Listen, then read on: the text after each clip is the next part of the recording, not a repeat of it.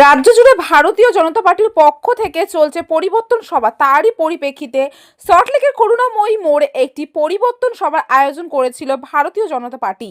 সেখানে প্রধান বক্তা হিসেবে উপস্থিত ছিলেন বিজেপি নেত্রী ও প্রাক্তন সাংসদ লকেট চট্টোপাধ্যায়, বিজেপি নেতা সায়ন্তন বসু সহ বিজেপির অন্যান্য নেতৃবৃন্দরা। অনুষ্ঠানে যোগ দিয়ে লকেট চট্টোপাধ্যায় তৃণমূলের ওপর কটাক্ষ করে নানান অভিযোগ তোলেন ও রাজ্য অনুপ্রবেশকারীদের বিরুদ্ধে সরব হন তিনি।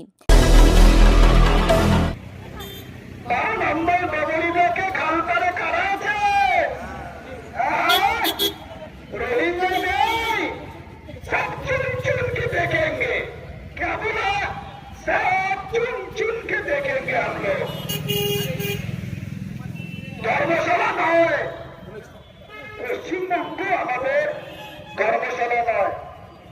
যে কেউ আসবেন থাকবেন চলে যাবেন, হবে না। এসআই নিয়ে বলছেন আত্মহত্যা করছে। হ্যাঁ, মিথ্যা কথা বলছেন। 53 জন নাকি মারা গেছে। আরে সাংসারিক কোনো অসুবিধা, কোনো দুর্ঘটনা চাপিয়ে দিচ্ছে। এবারে 15 বছরের সরকার যেভাবে অত্যাচার চালিয়ে গেছে, সেই অত্যাচার থেকে মুক্তি পেতে চাইছে আমাদের এই পশ্চিমবঙ্গের জনতা, এবং ভারতীয় জনতা পার্টি একমাত্র বিকল্প পার্টি, এবং ভারতীয় জনতা পার্টি একমাত্র পারবে পশ্চিমবঙ্গের মানুষকে রেহাই দিতে।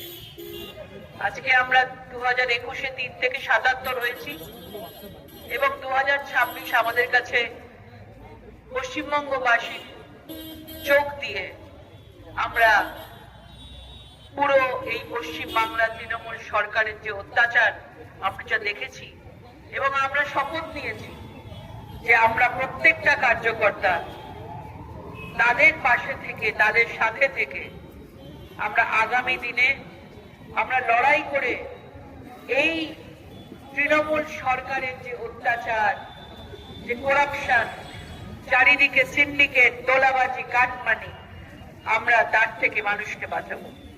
এবং আজকে সেই জন্য আমাদের প্রত্যেকটা জায়গায় আমাদের পরিবর্তন সভার এই ছোট ছোট স্ট্রিট কর্নার আমাদের হচ্ছে, এবং খুব আনন্দিত লাগছে যে বিধাননগরের মতো জায়গায় মন্ডল 2, এবং এখানে আমাদের মন্ডল সভাপতি কৌশিক দা আছেন, এবং আমাদের অনেক কার্যকর্তা এখানে উপস্থিত আছেন। সায়ন্তন দা একটু আগে কথা বলে গেলেন, আমাদের মেজদা আছেন, আমাদের অনেক কার্যকর্তা এখানে রয়েছেন।